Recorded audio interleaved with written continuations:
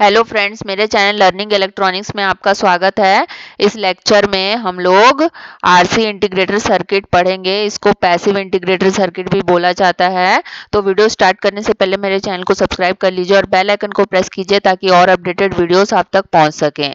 तो देखिए कंटेंट्स क्या क्या हम लोग डिस्कस करने वाले हैं। सबसे पहला है expression for output voltage of RC integrator, दूसरा है टाइम कांस्टेंट, तीसरा है फ्रीक्वेंसी रेस्पॉन्स जिसमें हम लोग बोडे प्लॉट पढ़ेंगे, फिर फोर्थ है लिमिटेशन ऑफ आरसी इंटीग्रेटर और लास्ट है एप्लीकेशंस ऑफ आरसी सर्किट। तो ये जो सर्किट हम लोग को दिख रहा है ये आरसी इंटीग्रेटर सर्किट है जिसको पैसिव इंटीग्रेटर सर्किट भी बोलते हैं। तो ये एक सीरीज कनेक्टेड आरसी सर्किट है जिसमें रेजिस्टर और कैपेसिटर दोनों सीरीज में लगे रहते हैं और इसका काम होता है इनपुट सिग्नल के इंटीग्रेशन को आउटपुट में प्रोवाइड करना। मतलब इनपुट सिग्नल का इंटीग्रेशन प्रोड्यूस करने के लिए ये आरसी इंटीग्रेटर सर्किट यूज किया जाता है। तो यहाँ पे जैसे कि हम लोग देख रहे हैं ये एक 4 टर्मिनल डिवाइस है और क्योंकि इसमें दो पैसिव कंपोनेंट्स रेजिस्टर और कैपेसिटर लगा हुआ है इसीलिए इसको पैसिव इंटीग्रेटर भी बोलते हैं। इस सर्किट को आरसी लो पास फिल्टर भी बोला जाता है क्योंकि हम लोग जानते हैं इसमें कैपेसिटर लगा हुआ है और capacitive reactance XC is equal to 1/2πfc होता है। तो जब फ्रीक्वेंसी 0 हो जाएगी उस कंडीशन में कैपेसिटिव रिएक्टेंस इन्फिनाइट हो जाएगा। इसका मतलब ये है जब फ्रीक्वेंसीज डिक्रीज होते हैं तो कैपेसिटिव रिएक्टेंस जो है वो इंक्रीज होगा और जब फ्रीक्वेंसी इंक्रीज होती है तो उस कंडीशन में कैपेसिटिव रिएक्टेंस जो है डिक्रीज होगा। तो इस स्टेटमेंट का मतलब ये है कि इसका मतलब ये है कि लो फ्रीक्वेंसीज को कैपेसिटर पास होने देता है और हाई फ्रीक्वेंसी सिग्नल्स को कैपेसिटर पास नहीं होने देता है। मतलब हाई फ्रीक्वेंसी सिग्नल के लिए कैपेसिटर शॉर्ट सर्किट की तरह काम करता है और लो फ्रीक्वेंसी सिग्नल के लिए कैपेसिटर ओपन सर्किट की तरह काम करता है। इसीलिए ये जो सर्किट है इसको लो पास फिल्टर भी बोलते हैं क्योंकि ये लो फ्रीक्वेंसी सिग्नल्स को पास होने देता है। अब हम लोग इस आरसी इंटीग्रेटर सर्किट का आउटपुट एज का एक्सप्रेशन डिराइव कर लेते हैं। इसको हम लोग लूप नंबर 1 मान लेते हैं और लूप करंट को IT से डिनोट कर रहे हैं। जब हम लोग इस लूप में KVL लगाएंगे तो हम लोग को मिलेगा VIT minus IT into R minus 1/c integration of IT dt is equal to 0। ये इक्वेशन हम लोगों ने क्यों लिखा? क्योंकि कैपेसिटर के अक्रॉस जो वोल्टेज होता है उसका एक्सप्रेशन जो होता है वो 1/c integration of IT dt होता है। इस इक्वेशन से हम लोग को मिलेगा VIT is equal to IT into R plus 1/c integration of IT dt। अब इस इक्वेशन का लाप्लास ट्रांसफॉर्म ले लेते हैं हम लोग को मिलेगा VIS is equal to IS into R plus, अब इंटीग्रेशन का लाप्लास ट्रांसफॉर्म को हम लोग किस तरह से लिखते हैं? 1/s से डिनोट करते हैं। तो यहाँ पे आ जाएगा 1/sc इंटू IS। यहाँ से हम लोग को मिलेगा VIS is equal to IS whole multiplied by R plus 1/sc। यहाँ से हम लोग IS की वैल्यू निकाल सकते हैं। IS इज इक्वल टू क्या हो जाएगा? VIS divided by R plus 1/sc। इसको हम लोग मान लेते हैं इक्वेशन नंबर 1। अब ये जो आउटपुट वोल्टेज VOT है ये कैपेसिटर के अक्रॉस आ रहा है इसीलिए हम लोग VOT को इस तरह से लिख सकते हैं VOT is equal to 1/c integration of IT dt। अब इसका फिर लाप्लास ट्रांसफॉर्म निकालते हैं। लाप्लास ट्रांसफॉर्म निकालेंगे तो VOS is equal to 1/sc into IS हो जाएगा। अब इक्वेशन नंबर 1 से IS की वैल्यू इसमें पुट कर देते हैं तो हम लोग को VOS इज इक्वल टू मिलेगा 1/sc into VIS whole divided by R plus 1/sc। इसका LCM लेंगे डिनोमिनेटर का तो हम लोग को मिलेगा 1/sc into VIS divided by RCS plus 1/sc। ये SC और ये SC कैंसिल आउट हो जाएगा तो हम लोग को VOS मिल रहा है VIS whole divided by RCS plus 1।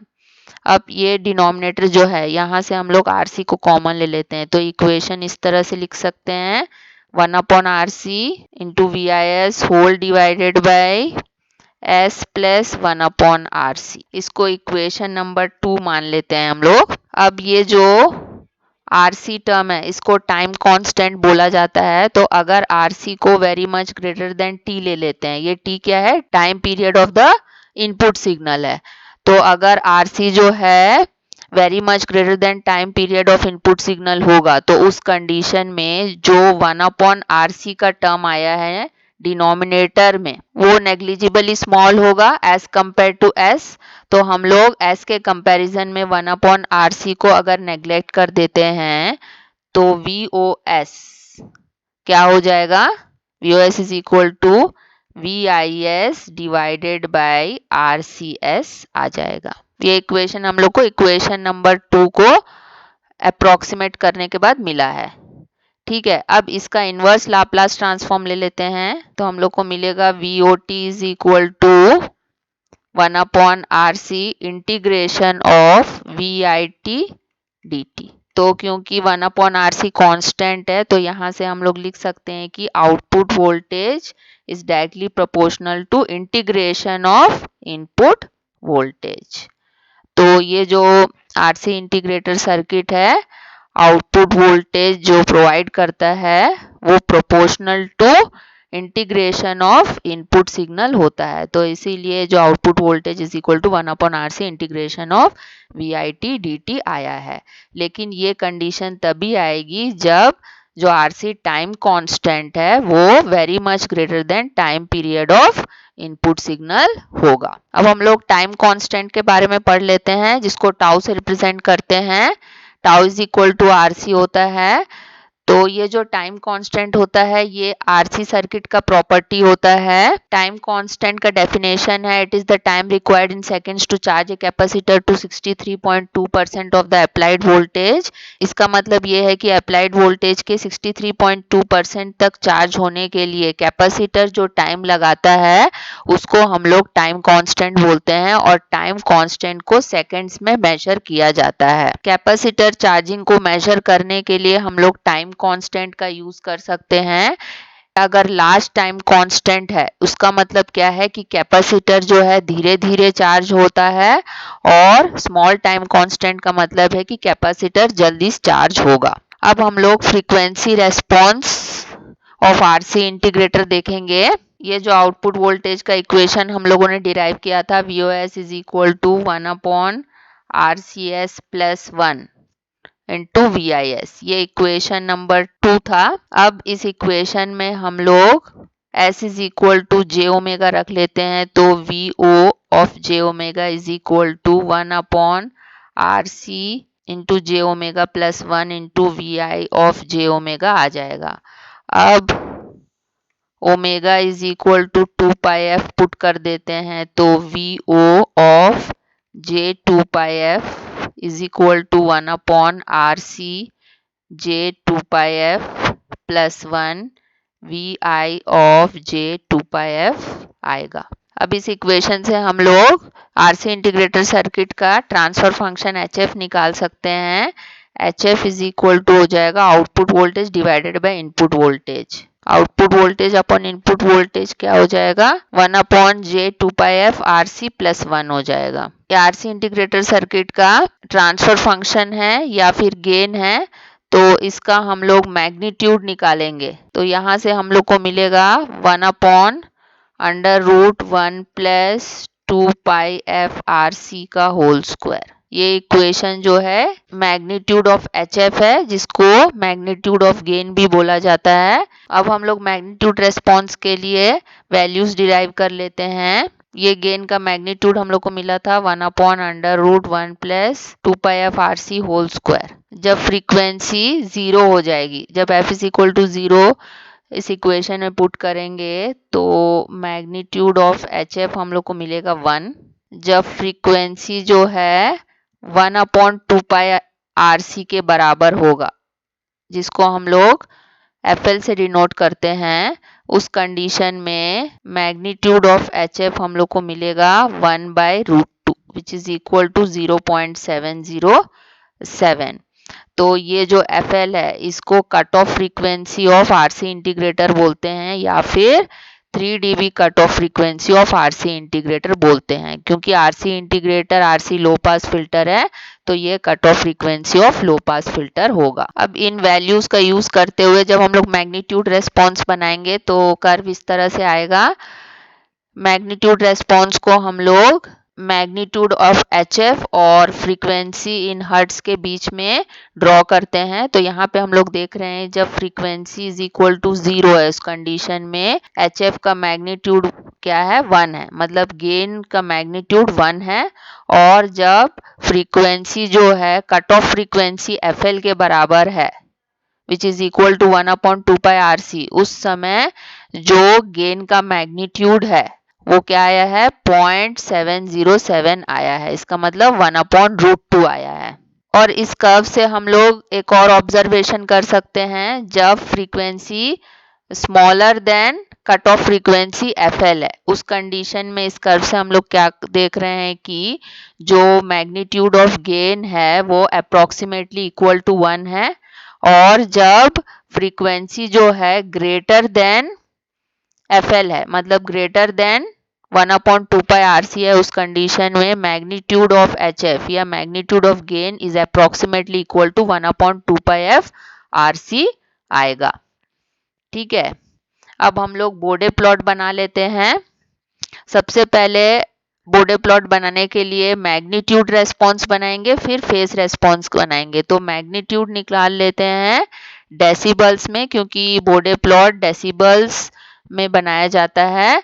तो जब फ्रीक्वेंसी 0 थी at f is equal to 0, mod of HF कितना मिला था, 1। अब इसी को डेसिबल्स में हम लोग निकालेंगे तो इस वैल्यू को 20 लॉग ऑफ HF करना पड़ेगा। तो 20 log of magnitude of HF करेंगे तो 20 लॉग 1 आएगा which is equal to 0 dB आएगा। तो फ्रीक्वेंसी जब 0 होगी तो डेसिबल्स में गेन का मैग्नीट्यूड कितना आएगा, 0 dB। और जब frequency is equal to cut off frequency FL के बराबर होगा, मतलब 1/2πRC होगा, तो मैग्नीट्यूड ऑफ HF हम लोग को कितना मिला था, 1/√2 मिला था। इसी को हम लोग डेसिबल्स में निकालना चाहते हैं, तो इस वैल्यू को 20 लॉग ऑफ 1/√2 करेंगे तो -3 dB आएगा।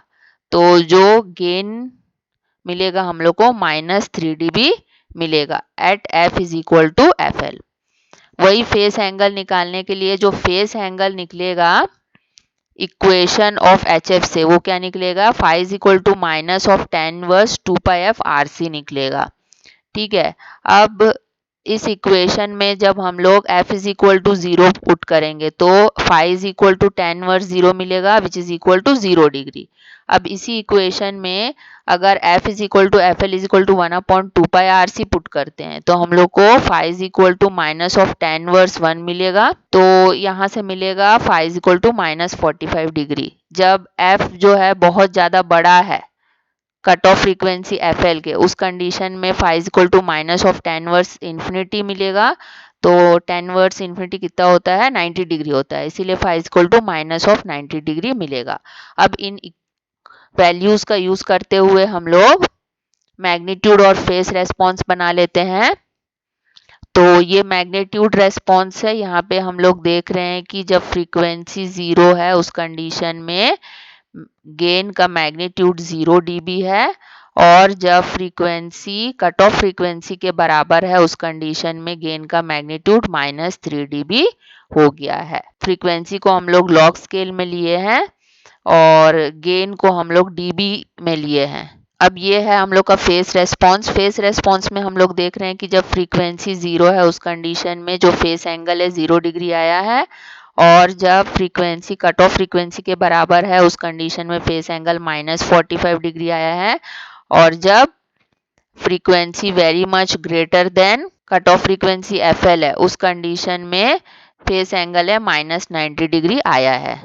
नेक्स्ट है limitations of RC integrator circuit. सबसे पहला है it has large time constant. Time constant को हम लोग टाउ से रिप्रेजेंट करते हैं which is equal to RC होता है, जैसे कि मैंने अभी थोड़े देर पहले बताया। आरसी इंटीग्रेटर सर्किट का टाइम कांस्टेंट बहुत बड़ा होता है।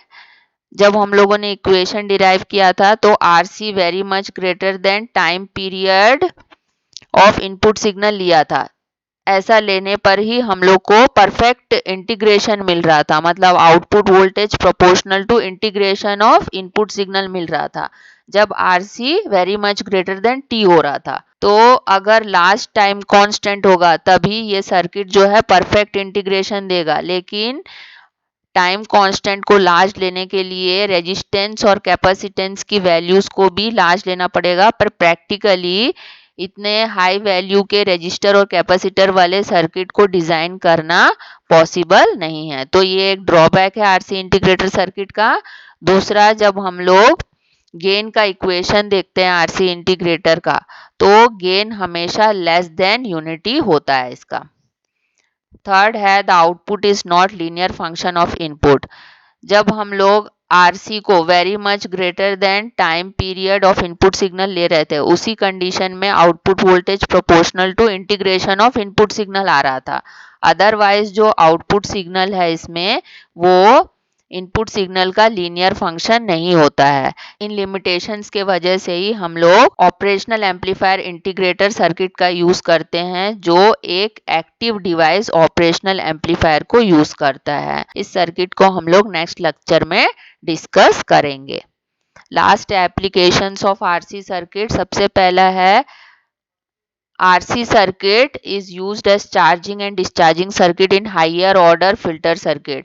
जो higher order filter circuits है उसमें चार्जिंग और डिस्चार्जिंग सर्किट की तरह हम लोग आरसी सर्किट का यूज करते हैं।